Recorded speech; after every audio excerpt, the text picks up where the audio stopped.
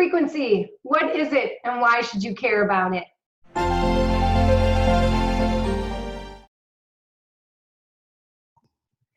Hi souls, I'm Christine Dostie with Sacred Vitality, and I'm here today to talk to you about frequency.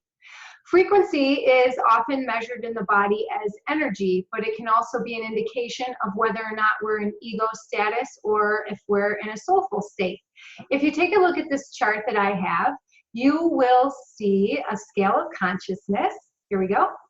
This scale of consciousness was created by David Hawkins and is to show that here at the lower level, we have shame, guilt, grief, and fear in a kind of suffering state. This is when we are in the realm of the ego.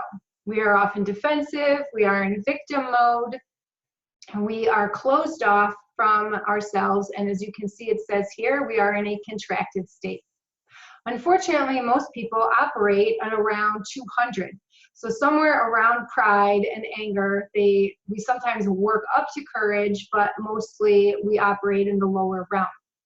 Once we cross over the line of courage and we get out of the getting by state, you can see where we begin to move into acceptance, reason, love, and joy. Around 500 and higher is really the realm of the soul, where we are in an expansive state. We are feeling open, empathetic, and compassionate with those around us.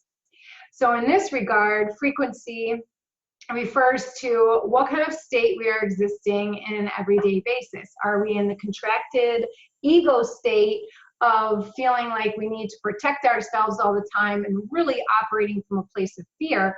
Or are we in a soulful state where we have courage and we're willing to take chances and we're expansive, inclusive, and we have empathy for other people?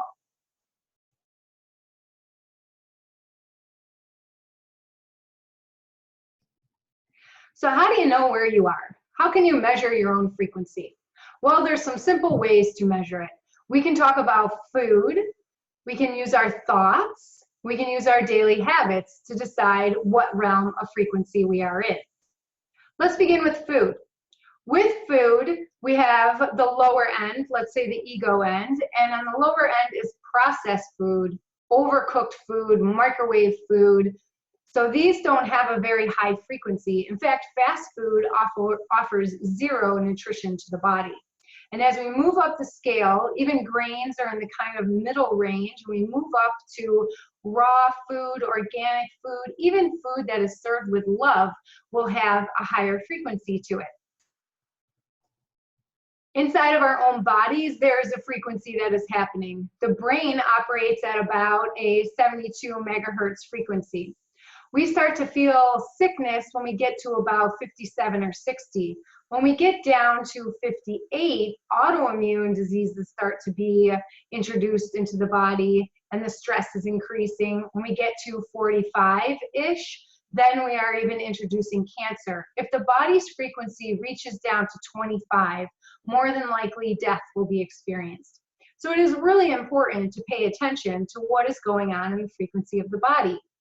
At the lower frequency levels, the body is physically affected. At the middle levels of frequency, we have emotional reactions happening in the body. And when we are dealing with high frequencies, we are affecting spiritual change that is happening in the body. So let's take a look at our habits. What are we doing? Are we lowering our frequency or are we raising it? Things that lower your frequency are stuff such as smoking, drinking too much, eating garbage and processed food a lot, complaining, having a lot of stress, not sleeping well, violent music, violent TV. These are all definite things that will lower your frequency. Berating yourself in your head, how you speak to yourself is extremely important. Love will raise your frequency, but complaining and judging yourself and others will definitely bring down the frequency. Other things that can affect your frequency are getting into fights and arguments with other people, and generally feeling angry all the time will certainly lower the frequency. So where are you? How are you feeling? Are you having a low frequency or a high frequency? Comment below and let me know. I would love to hear about it. And now I'm going to give you some tips on how to raise your frequency. One of the best ways is essential oils. They have very, very high frequencies. Rose particularly has a frequency measurement of 320 megahertz, which is among the highest on the planet.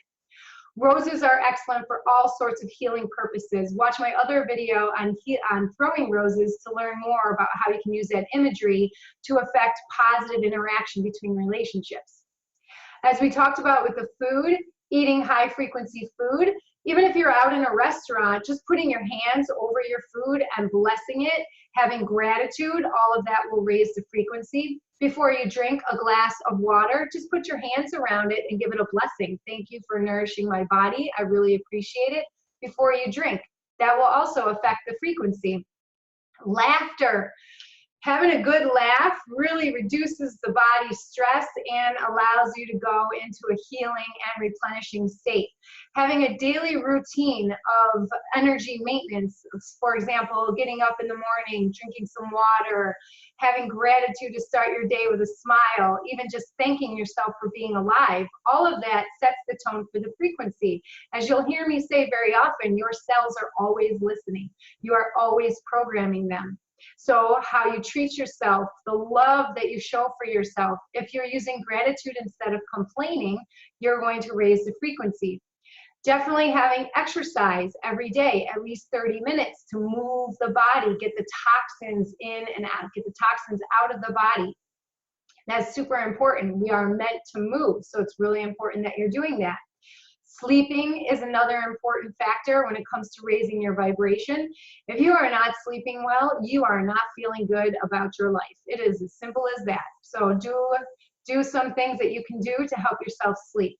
Taking walks in nature is another way to just connect and get grounded. Every time we feel grounded and centered, we feel that we have that beautiful buffer that allows us to deal with the world around us, that allows us to feel that we have choice, and so we can act on what we want to do instead of react according to what's happening in our environment around us.